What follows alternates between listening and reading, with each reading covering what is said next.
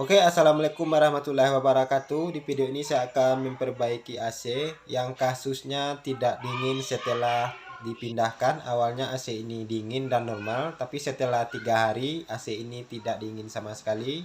Oke, langkah pertama kita cek dulu di bagian odornya. Di sini kelihatan untuk pipa yang bagian kecilnya ini bersalju. Ini bersalju ini artinya freonnya kurang. Berkemungkinan besar AC ini bocor. Ini AC Akari ukurannya setengah PK. Kemudian ini untuk di bagian pipa yang besar ini kelihatan terasa ada bekas rembesan oli. Ini kita raba-raba, ini terasa kayak ada rembesan oli. Berarti sudah dipastikan di sambungannya ini sudah dipastikan bocor. Berkemungkinan besar bocornya di bagian flaringnya. Oke, untuk selanjutnya kita akan lepaskan pipanya dan kita perbaiki untuk sambung-sambungannya dan kita flaring yang bagus. Sebelum melepaskan pipanya, kita lakukan pump terlebih dahulu atau kita masukkan dulu freonnya ke odor agar tidak terbuang sia-sia. Ini kita cek untuk tekanan freonnya. Untuk freonnya di sini tekanannya cuma 40 psi. Tidak sampai 50. Untuk normalnya R410A ini tekanannya di bawah 150 atau 140 psi. Jadi apabila tekanannya kurang, otomatis pipanya yang kecil ini bersalju. Ini untuk melakukan proses pump down, kita kunci dulu di pipa yang kecilnya. Kemudian barulah kita tunggu sebentar, kita pastikan jarumnya di angka 0. Kalau sudah di angka 0 seperti ini, itu artinya untuk freonnya sudah masuk ke bagian odor. Selanjutnya barulah kita tutup di bagian pipa yang besar. Nah, segitu saja nutupnya. Selanjutnya barulah kita matikan AC-nya dan kita cabut untuk kabel powernya. Berarti sekarang sudah jelas penyebab AC-nya tidak dingin setelah 3 hari dipindahkan. AC langsung tidak dingin yang disebabkan karena freonnya berkurang, karena ada kebocoran pada sambungan nepelnya. Untuk selanjutnya kita lepaskan ke dua-dua pipanya dan kita lakukan flaring ulang ke 4 sambungannya. Dan kemudian barulah kita lakukan proses vakum. Dan kita lakukan penambahan freonnya sesuai dengan standarnya. Ini untuk pipa yang besar kita lepaskan dengan 2 kunci Inggris seperti ini.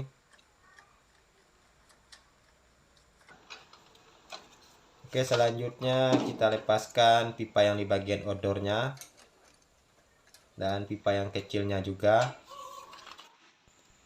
Oke, ini pipanya sudah terlepas. Setelah kita cek, ternyata flaringannya berlipat dan tidak rapi. Jadi untuk flaring yang seperti ini sudah dipastikan freonnya bocor. Ini kelihatan flaringnya tidak rapi sama sekali. Inilah menyebabkan kebocoran. Oke, selanjutnya saya akan lakukan flaring ulang. Langkah pertama kita potong dulu untuk di bagian pipanya. Ini kita ambil sisi yang lurus. Ini yang lurusnya dapat di sini. Ini kita potong menggunakan cutter.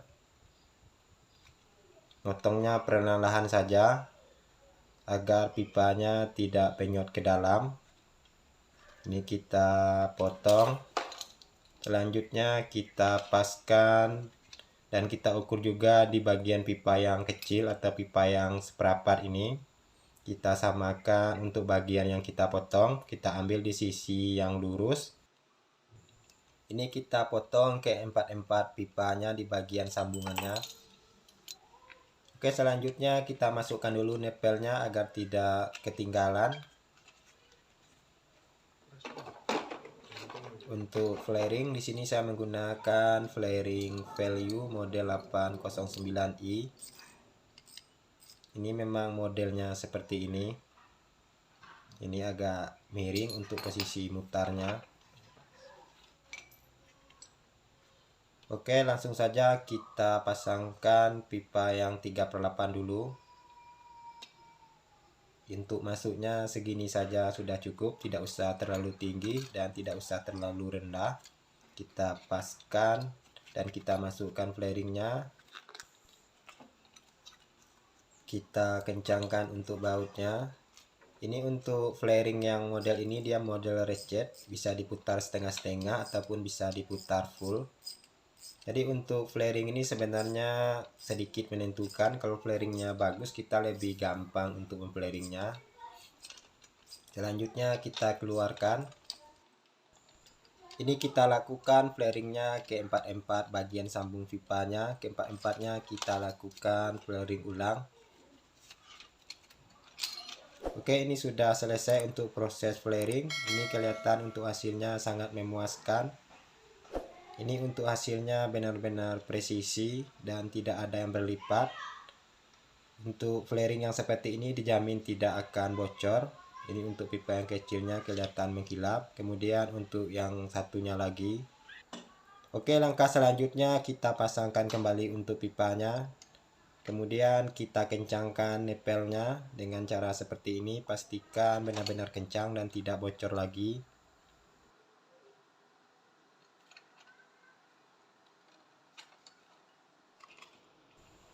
Kemudian untuk pipanya yang ke odor kita luruskan dan kita pasangkan lagi nepelnya.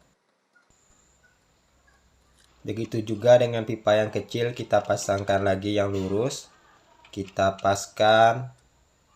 Setelah kita pas, barulah kita masukkan nepelnya. Selanjutnya kita kencangkan nepelnya. Kita kencangkan yang rapat agar tidak bocor. Ini yang besarnya kita kencangkan juga. Oke, selanjutnya kita lakukan proses vakum. Yang kita vakum adalah bagian pipanya sampai ke bagian indoor.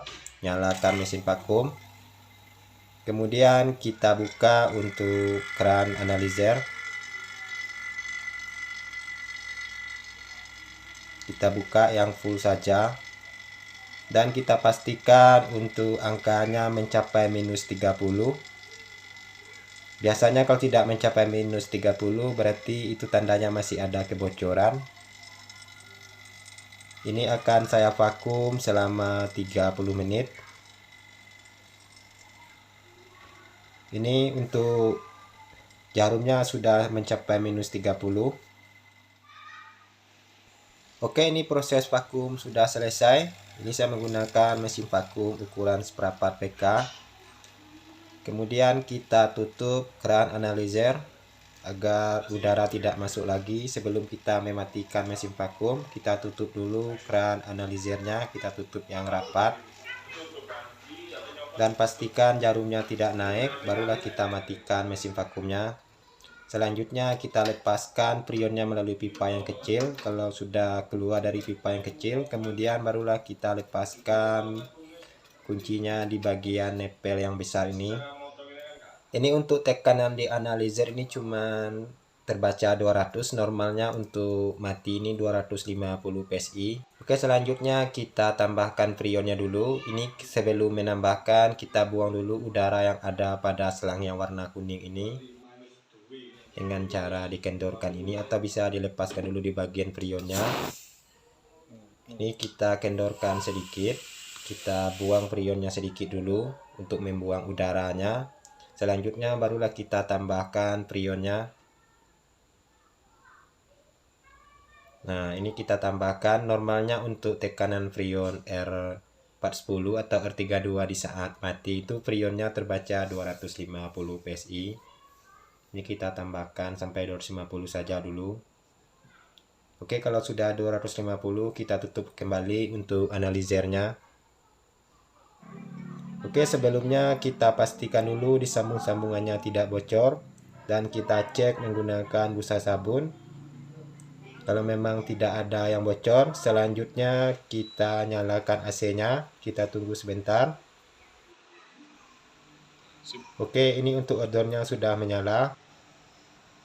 Selanjutnya kita cek lagi untuk tekanan prionnya. Ini jarumnya akan turun terus. Kita tunggu dulu sampai jarumnya berhenti sebelum melakukan penambahan prion berikutnya.